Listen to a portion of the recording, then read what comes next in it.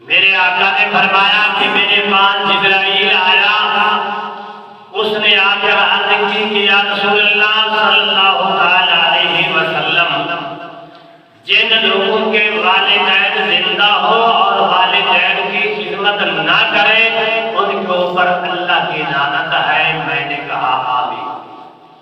اور دوسری سیڑھی پر جب میں چڑھا تو آپ نے فرمایا، جبرائیل علیہ السلام نے عرض کی کہ یا رسول اللہ کہ جس کے سامنے اور آپ کا نام لیا جائے آپ کی ذات پر وہ ایک مرتبہ درود نہ پڑھے اس جیسا بخیل آدمی دنیا میں نہیں ہے۔ تو میں نے کہا آمین۔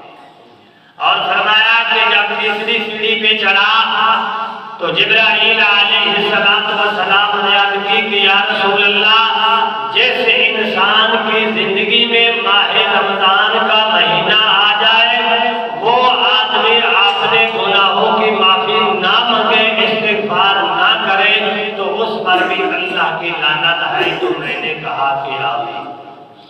جس دعا کے اندر میرے آقا نے آمین کہا ہو وہ دعا تو اللہ رب العزت کے دربار میں رد ہو بھی نہیں سکتی، وہ مالک کے دربار میں قبول ہے۔ تو ہم یعنی ان تین چیزوں سے معلوم ہے اگر والدین ہمارے زندہ ہیں تو ان کی خدمت نہیں کرتے، مرنے کے بعد پھر ہم نیکی چڑھاتے ہیں، بڑے خیراتیں کرتے ہیں، سب کچھ کرتے، زندہ ہونے کے باوجود ہم خدمت نہیں کر سکے، والدین کو ذلیل کیا ہے، گھروں سے نکال دیا، روزی نہیں، بعد میں خیرات کرنے کا کیا فائدہ؟ کوئی فائدہ نہیں۔ کہ اگر والد یا والدہ جس بندے پہ راضی نہیں ہے، ناراض ہے، ان کی کوئی عبادت اللہ کے دربار میں منظور نہیں۔ ایک صحابی آیا کہ یا رسول اللہ صلی اللہ علیہ وسلم کہ میرا دل کرتا ہے کہ میں جنگ کرنے کے لیے صحابہ کرام کے ساتھ جاؤں اور شہید ہو جاؤں، مجھے جنت مل جائے۔ میرے آقا نے فرمایا کہ میرے والدین میں سے کوئی زندہ ہے؟ تو اس نے عرض کی کہ یا رسول اللہ ہاں میری والدہ زندہ ہے۔ آپ نے فرمایا کہ والدہ کی جا کے خدمت کر، تمہیں جنگ کرنے کی ضرورت نہیں۔ فرمایا کہ اگر جنت تمہیں تلاش کرنی ہے تو ماں کے قدموں میں تمہیں جنت ملے گی، اور ماں کی خدمت کرتا رہے تمہیں جنت مل جائے گی۔ جن کے لیے والدین یعنی دنیا کے اوپر راضی ہو کر گئے ان کی عبادت بھی منظور ہے، اللہ رب العزت کی ذات بھی راضی ہے اور مدینے والے بھی اس کے اوپر راضی ہے۔ کہ اگرچہ والدین ناراض ہے، رب کائنات کی ذات بھی ناراض ہے اور مدینے والا بھی ناراض ہے، فرمایا تمہاری کوئی عبادت بھی منظور نہیں۔ اس لیے میرے آقا نے فرمایا کہ والدین کی خدمت کرو اور تم جنت حاصل کرنی ہے تو ماں باپ کو راضی کرو۔ اور فرمایا کہ جس کے سامنے میں محمد کریم کا ذکر نام لیا جائے اگر وہ مجھ پہ درود نہ پڑھے تو اللہ کی اس کے اوپر بھی لعنت ہے۔ یعنی جب پیارے محبوب صلی اللہ علیہ وسلم کا نام لیا جائے ایک مرتبہ آپ کی ذات پر درود پڑھنا واجب ہے، اگر نہیں پڑھیں گے تو گنہگار ہے۔ صلی اللہ علیہ وآلہ وسلم آپ کے اوپر واجب ہے۔ اگر جتنی دیر پڑھتے رہیں گے آپ کو ثواب ملے گا، یہ وہ عبادت ہے۔ اگر دکھلا کر بھی لوگوں کو پڑھیں گے نا جو درود پڑھ رہا ہے تو اللہ کے دربار میں یہ عبادت منظور ہے۔ اگر اور عبادت دکھانے کے لیے کریں گے تو بیکار اور رد کر دی جائے گی، یہ عبادت یعنی رد نہیں ہوگی۔ اور فرمایا کہ ماہ رمضان کا مہینہ جب آ جائے تو انسان اپنے گناہوں کی معافی نہ مانگے، اللہ رب العزت سے طلب یعنی رزق طلب نہ کرے تو پھر بھی اس کے اوپر لعنت۔ اس لیے رب کائنات نے فرمایا شہر رمضان الذی انزل فیہ القرآن، کہ اے دنیا والوں میں اللہ رب العزت نے تمہارے لیے عزت و عظمت والا مہینہ بھیج دیا، یہ تمہارے پاس آیا ہے اس لیے کہ میں اللہ رب العزت نے تمہارے لیے بخشش کا ذریعہ بنا دیا۔ علماء کرام فرماتے ہیں بلکہ حدیث پاک کے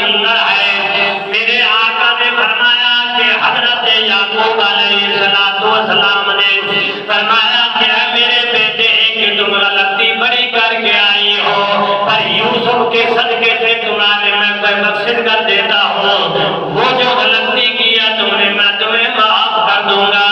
تو اللہ رب العزت نے فرمایا ایک بیٹے کے صدقے 11 کو یعنی تکلیف سے نجات مل گئی، ان کا گناہ معاف کر دیا گیا۔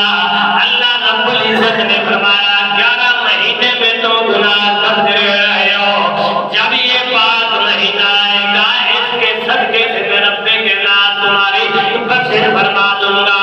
تو اس لیے فرما دیا شہر رمضان الذی انزل فیہ القرآن،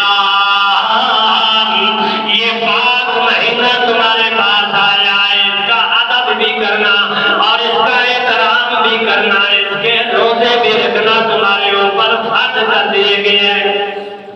میرے آقا نے فرمایا کہ جب قیامت کا دن ہوگا، میدان محشر ہوگا، ہر انسان نفسی نفسی پکارا ہوگا، یہ پاک مہینہ ماہ رمضان کا ایک بڑے انسان کی شکل، بزرگ کی شکل بن کر اللہ کی دربار میں آئے گا کہ اللہ تبارک و تعالیٰ کس بندے نے تیری رضا کے لیے میرا احترام کیا، میرا ادب کیا، اور رب کائنات اس نے پورے مہینے کے اندر وہ کسی وجہ سے روزہ نہیں رکھ سکا، یا بیمار تھا یا مریض تھا یا کمزور ہو گیا تھا کہ روزہ برداشت نہیں کر سکتا، رب کائنات اس نے میرا احترام کیا ہے، کبھی بازار میں کوئی چیز نہیں کھائی اور بازار کے اندر کوئی ایسی چیز نہیں کی، رب کائنات اس نے میرا احترام کیا ہے کہ رب کائنات تو اس کو معاف کر دے۔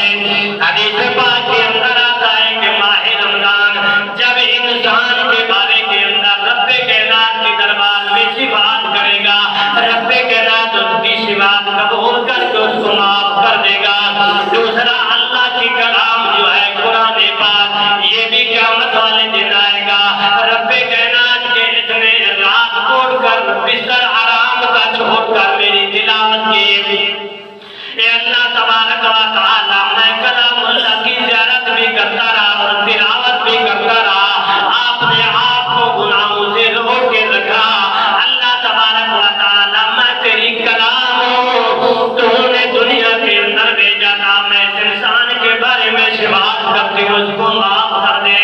اللہ تبارک و تعالیٰ جب یہ قرآن شفاعت کرے گا اس بندے کو معاف کر دے گا، ماہ رمضان بھی شفاعت کرے گا، قرآن بھی شفاعت کرے گا، انسان کی بخشش ہو جائے گی کہ اگر تو نے روزہ بھی نہیں رکھا، اس پاک مہینے کا احترام بھی نہیں کیا، تو اللہ رب العزت کے دربار میں یہی کہے گا کہ رب کائنات اس نے میرے آتے ہوئے شرم نہیں کیا، اس کو حیا نہیں آئی، میرے آتے ہوئے اسی طرح گناہ اس کو فجا فجور میں لگا رہا، اللہ رب العزت اس کو اتنا عذاب دے کے پتہ چل جائے کیسے دنیا کے اندر تو نے ان پاک مہینوں کا احترام نہیں کیا۔ اگر ہم اس دنیا کے اندر اس پاک مہینے کا احترام کر کے جائیں گے تو رب کائنات ہماری بخشش فرما دے گا۔ نزہت المجالس کے اندر ایک حکایت لکھی ہے، بغداد کے شہر کے اندر ایک مجوسی رہتا تھا، یعنی مجوسی جو ہے وہ روزہ رکھتے نہیں، ان کو کیا ہے اسلام کے ساتھ، وہ تو غیر مسلم ہوتے ہیں۔ اس کے ایک بیٹا بازار کے اندر کچھ کھا رہا تھا، اس نے جا کر بیٹے کو تھپڑ مارا اور کہا تمہیں شرم نہیں آتی کہ مسلمانوں کا یہ پاک مہینہ ہے تو بازار میں بیٹھ کر کھا رہا ہے؟ تو بیٹے نے کہا کہ ابو جان تم بھی تو کھاتا ہے اس مہینے میں، تو اس نے کہا میں کھاتا ہوں تو گھر میں چھپ کر کھاتا ہوں، بازار میں نہیں کھاتا۔ جب وہ مر گیا، مرنے کے بعد کسی اللہ والے نے دیکھا کہ اللہ رب العزت نے اس کو معاف کر دیا، وہ جنت میں۔ اس سے پوچھا کہ تو مجوسی تھا، اسلام بھی قبول نہیں کیا تھا، تم جنت میں کیسے چلا گیا؟ اس نے کہا کہ ایک دن میں نے اپنے بیٹے کو تھپڑ مارا تھا کہ مسلمانوں کو مہینے کا تم نے احترام نہیں کیا، اللہ رب العزت نے مجھے ایمان کی دولت بھی نصیب فرمائی تھی، اس کی وجہ سے رب کائنات نے میری بخشش بھی فرمائی۔ ہم مسلمانیت کا دعویٰ بڑا کرتے ہیں جس بندے سے بھی پوچھے نا وہ یہی کہتا ہے کہ میں پہنچا ہوں اور سارے پیچھے ہیں۔ کیا ہے ماہ رمضان کے اندر اسی طرح سگریٹ بھی پی رہے ہیں، اسی طرح کھا بھی رہے ہیں، یعنی اسی طرح سب کچھ کر رہے ہیں۔ اگر تو روزہ نہیں رکھتا کوئی مجبوری کی وجہ سے تو کم از کم اتنا تو حیا کر لے کہ یہ پاک مہینہ ہے، اس کے اندر روزے دار آئیں گے، میں تو شرم کروں۔ اگر ان کو کہا جائے تو کہتے تم نے میرے لیے روزہ رکھا، آپ نے آج سے یہ جواب دعویٰ مسلمانیت کا ہے، جواب کیسا دیتا ہے؟ حالانکہ یہ ایسے کہنے سے علماء کرام فرماتے ہیں اس کے اوپر کفر لازم آ جاتا ہے، کیونکہ مسلمان جو ہے ایسے لفظ نہ کہے، وہ یہ کہے کہ مجھ سے غلطی ہے، ویسے احترام کرنا چاہیے، اگر احترام کرے گا تو میری نام۔ پیارے محبوب صلی اللہ علیہ وسلم نے فرمایا کہ جب ماہ رمضان کا پہلی تاریخ آتی ہے تو رب کائنات آسمانوں سے اتر کر پہلے آسمان سے بھی نیچے آ دیتا ہے، آ کر آواز دیتا ہے کہ نادا منادی ان الفجر، فجر تک آواز دیتا ہے کہ حل من مسترزق نرزقہ، حل من مستغفر نستغفرہ۔ میں اللہ رب العزت نے اپنے رحمت کے دروازے بھی کھول دیے اور تمہیں آواز دے رہا ہوں کہ اے بندے آ جاؤ، میں اللہ کے دربار میں اپنے گناہوں کی معافی مانگو، میں رب کے نام تمہیں معاف کر دوں۔ حل من مسترزق نرزقہ، کہ میں اللہ سے آ کر رزق مانگوں، میں رب کے نام رزق بھی تمہیں عطا کر دوں۔ فرمایا وفتحت الجنت وفتحت الاسماء وغلقت الابواب جہنم وسلسل الشیاطین۔ میں اللہ رب العزت ماہ رمضان میں جنت کے دروازے بھی کھول دیتا ہوں، وفتحت السماء، آسمان کے دروازے بھی کھول دیتا ہوں، وغلقت الابواب جہنم، میں جہنم کے دروازے بند کر دیتا ہوں، وسلسل الشیاطین، میں شیطانوں کو قید کر کے سمندر کے اندر ڈال دیتا ہوں۔ اس لیے کہ میرے حبیب کی امت اگر روزہ رکھے تو شیطان ان کے دل کے اندر وسوسے ڈال کر اس کا روزہ نہ خراب کر دے، اس لیے میں جہنم کے دروازے بھی بند کر دیتا ہوں۔ جو ماہ رمضان میں مرے تو سیدھا جنت میں جائے، جنت کے دروازے کھلے ہیں، شیاطین کو بھی قید کر دیتا ہوں کہ یہ بھی مسلمانوں سے کوئی غلط کام نہ کروا لے۔ میں اللہ رب العزت نے تمہارے لیے آسمان کے دروازے بھی کھول دیے تاکہ میری رحمت دنیا کے اندر آئے، کسی وجہ سے رکاوٹ نہ آ جائے۔ اللہ رب العزت نے انسان کے لیے بڑا کچھ کیا، صرف یہ انسان سب چیز سے محروم ہے، نہ اللہ کی رحمت کو اپناتا ہے، نہ اپنے گناہوں کی معافی مانگتا ہے۔ پیارے محبوب صلی اللہ علیہ وسلم نے فرمایا کہ کوئی آدمی اگر روزے دار کا ایک روزہ بھی کھلوائے گا، اللہ رب العزت روزے دار جتنا تھا اس کا ثواب عطا فرمائے گا۔ صحابہ نے عرض کی کہ یا رسول اللہ ہمارے پاس اتنا کھانا نہیں ہے کہ روزے دار کو ہم روزہ کھلوائے۔ میرے آقا نے فرمایا کہ روزے دار کو ایک کھجور دو گے تو اس سے روزہ کھلے گا تو رب کائنات تمہیں اس کے برابر کا ثواب عطا فرمائے گا۔ ایک صحابہ نے عرض کی کہ یا رسول اللہ ہم میں سے ایسے لوگ بھی ہیں جو ہمیں کھانے کے لیے کچھ نہیں ملتا، ایک کھجور کی طاقت بھی نہیں، تو میرے آقا نے فرمایا کہ روزے دار سے خوش ہو کر بات کر لے تو اس کا دل خوش ہو جائے گا، رب کائنات تم دونوں کی بخشش فرما دے گا۔ فرمایا کہ روزے دار سے خوش ہو کر بات کرے گا تو اللہ رب العزت پھر بھی تمہاری بخشش فرما دے گا۔ اگر ہم روزہ نہیں رکھ سکتے تو یا کوئی وجہ سے تو کوئی بات نہیں، روزے دار کو آپ روزہ کھلوا لیں تو آپ کو روزے اتنا ثواب ملے گا۔ اگر اتنی بھی طاقت نہیں ہے روزے دار سے اپنے ہنس کر خوش ہو کر بات کر لے، اللہ رب العزت اس کا بھی انعام عطا فرمائے گا۔ وَمَنْ كَانَ مِنْكُمْ مَرِيضًا أَوْ عَلَىٰ سَفَرٍ فَعِدَّةٌ مِّنْ أَيَّامٍ أُخَرَ۔ اللہ رب العزت نے فرمایا کہ اگر تو مریض ہے، روزہ نہیں رکھ سکتا تو تیرے لیے اجازت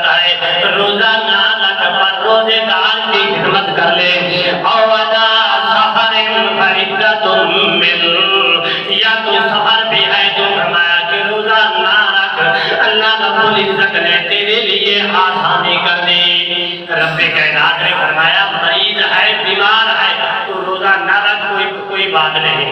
اگر سفر میں ہے تو اگر تو جا رہا ہے روزہ نہ رکھ تو کوئی بات نہیں۔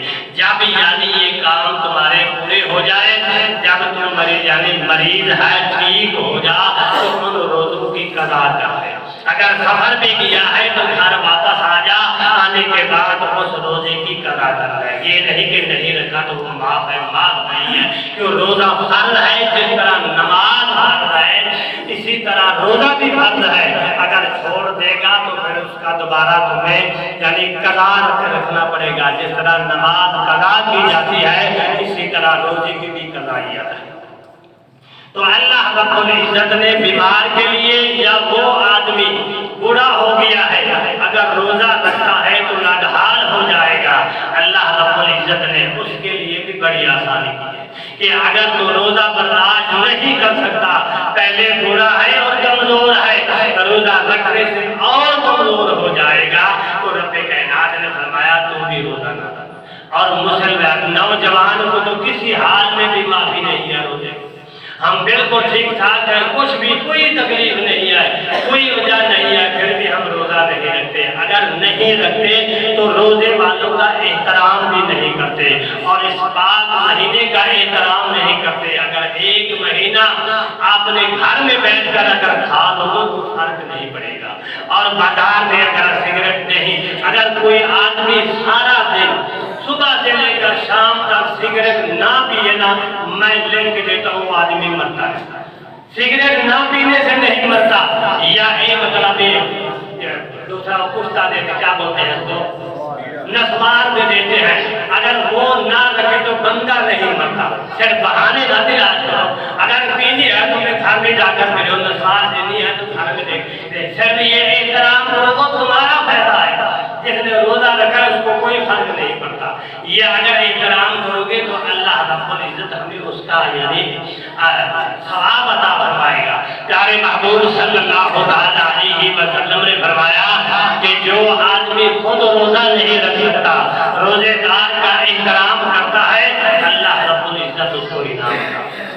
اور روزے کی حالت میں آپ اپنے آنکھوں میں سرما بھی ڈال سکتے ہیں، اور روزے کی حالت میں یعنی سر پہ تیل بھی لگا سکتے ہیں، روزے کی حالت میں خوشبو بھی لگا سکتے ہیں، اور روزے کی حالت میں مسواک بھی مار سکتے ہیں، وہ مسواک جو کڑوا نہ ہو، یعنی منہ کے اندر اس کا ذائقہ نہ رہ جائے۔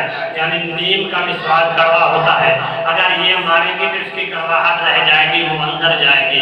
اگر آپ یعنی موٹر سائیکل پہ یا کسی سواری پہ جا رہے ہیں، مچھر اندر چلا گیا یا مکھی اندر چلے گی، اس سے بھی روزہ نہیں ٹوٹتا۔ اگر جیسے کہ کچھ لوگ پوچھتے ہیں کہ ہمارے دانتوں میں سے خون نکلا ہے، کیا اس سے روزہ ٹوٹ گیا؟ وہ خون آپ نے پینا نہیں، باہر نکالنا ہے، اسے کلی کر لے، کلی کرنے کے بعد خون ختم ہو جائے۔ یعنی ان چیزوں سے کچھ لوگ کہتے ہیں کہ ہم بغل والے بال لیتے ہیں، کیا اس سے روزہ ٹوٹ جائے گا؟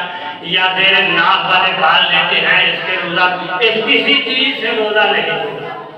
یعنی ایسے لوگوں نے بنا رکھا ہے اس کسی چیز سے روزہ نہیں ٹوٹتا۔ اگر آپ کوئی چیز کھائیں گے آپ کے اندر جائے گی تو پھر روزہ ٹوٹے گا۔ اگر کوئی آدمی بھول کر کوئی چیز کھا گیا ہے، دوسرا دیکھ رہا ہے کہ اس کو روزہ ہے، تو میرے آقا نے فرمایا اس کو یہ نہ کہے کہ تمہیں روزہ ہے، کہ جب وہ کھا کر پیٹ بھر لے اللہ رب العزت اس کو خود کو بلاتا ہے، یعنی بلانے کے بعد وہ کھاتا ہے۔ جب وہ کھا لے، کھانے کے بعد فارغ ہو جائے، بعد میں اس کو کہتے رہا تو روزہ تو، یعنی وہ بھول کر کھانے سے بھی اس کا روزہ نہیں ٹوٹتا۔ اور یعنی کسی آدمی کو صبح کھانے سے انسان کے اوپر بوجھ آ جاتا ہے، طبیعت خراب ہو جاتی، تھوڑی سی یعنی الٹی آ گئی، قے آ گئی، اس سے بھی روزہ نہیں ٹوٹتا۔ بعض لوگ کہتے ہیں کہ ہمیں قے آ گئی کہ ہمیں روزہ، اور اتنی قے آئی کہ اتنی کہ حد سے بھی زیادہ، پھر بھی آپ یعنی روزہ ٹوٹ نہیں جاتا، روزے کا یعنی ثواب کم ہو جاتا ہے۔ کچھ علماء کہتے ہیں کہ اس سے روزہ ٹوٹ جاتا ہے، ٹوٹ جانے کے بعد کھائے پیے کچھ نہ، یعنی کھائے پیے شام تک کچھ نہ، اسی طرح جس طرح روزہ رکھا تھا۔ تو ان چیزوں سے روزہ نہیں ہوتا، لوگ ان چیزوں کا کہتے ہیں اب یہ کر لیں گے ہمیں یہ ہو جائے گا، یہ فلاں ہو جائے گا، کچھ بھی نہیں ہوتا۔ اللہ رب العزت نے بڑا آسان ہمارے لیے روزہ بنا دیا۔ تو رب کائنات نے یہ فرمایا کہ روزہ رکھنا ہے تو تیری زبان کو بھی روزہ ہونا چاہیے، یہ نہیں کہ روزہ بھی رکھ گالیاں بھی دیتا ہے، اور روزہ بھی رکھ لوگوں کی غیبت بھی کرتا ہے، روزہ رکھ لوگوں کی چغلخوری بھی کرتا ہے۔ اور یہ فرمایا کان کا بھی روزہ ہونا چاہیے، اللہ اس کے رسول کے بغیر اور کوئی غیبت کسی کی نہ سن۔ اور بعض لوگوں کا یہ نظریہ چلو اور کوئی ٹی وی لگا کے بیٹھ جائیں گے، گانے سنتے رہیں گے، وقت گزر جائے گا، یا موبائل پہ گانے سنتے رہیں گے ہمارا وقت گزر جائے گا۔ ٹی وی پہ گانے سننا یا موبائل پہ گانے سننا روزے کے اندر کراہت آ جاتی ہے، وہ ثواب نہیں ملتا۔ ویسے بھی روزہ ہے گانے سننا گناہ ہے، میرے آقا نے منع فرمایا ہے کہ روزے کی حالت میں آپ نے سننا ہے تو روزے کے اندر ثواب کی کمی ہے۔ یہ نہ سوچو کہ ہم یہ یعنی وقت پاس کرنے کے لیے ہم یہ چیزیں قرآن بھی سن سکتے ہو، نعتیں بھی سن سکتے ہو، اور ایسی چیز ہے وہ سن کر آپ یعنی وقت پاس کریں۔ ضروری گانے سن کر تم نے وقت پاس کرنا ہے۔ گانے سننے سے گھر کے اندر رزق کی برکت ختم ہو جاتی ہے۔ گانے سے گھر کے اندر گانا چلے گا، اس گھر کے اندر بے برکتی آ جائے گی، ان کی اولاد نافرمان ہو جائے گی، اس گھر کے اندر اللہ کی رحمت نہیں آئے گی۔ اس لیے سب کچھ ہوگا۔ میرے آقا نے فرمایا تھا کہ وہ وقت آئے گا کہ لوگ مسجد کے اندر ساز بجائیں گے۔ صحابہ نے پوچھا کہ یا رسول اللہ وہ کیسے ساز بجائیں گے؟ تو میرے آقا نے فرمایا وقت آ جائے گا، ہم نے بھی اس وقت سے سوچ رہے تھے کہ کون بیوقوف آدمی ہے جو مسجد کے اندر جا کر ساز بجائے گا۔ ہم ساز بج رہے ہیں، بج نہیں رہے، موبائل ہے ہمارے گانے لگے ہوئے ہیں، اس کے اندر ساز بج رہے ہیں، وقت بند نہیں کرتے، اور کہ کس طرح سے ڈھول آ کر اٹھا کر مسجد میں آ کر بجائیں گے۔ یہی میرے آقا نے فرمایا تھا کہ مسجد کے اندر لوگ ساز بجائیں گے، ایسے گندے گانے اور گندے ساز لگائے ہوئے ہیں کہ کہتے تھے موبائل بجتا ہے سنتے ہوئے سلام نبی کی نعت یا قرآن کی تلاوت نہیں لگاتے۔ تو اس لیے میرے آقا نے فرمایا کہ جب یہ 5 مہینہ آ جائے تو اس کا احترام کرنا، ادب کرنا، جب ادب کرو گے تو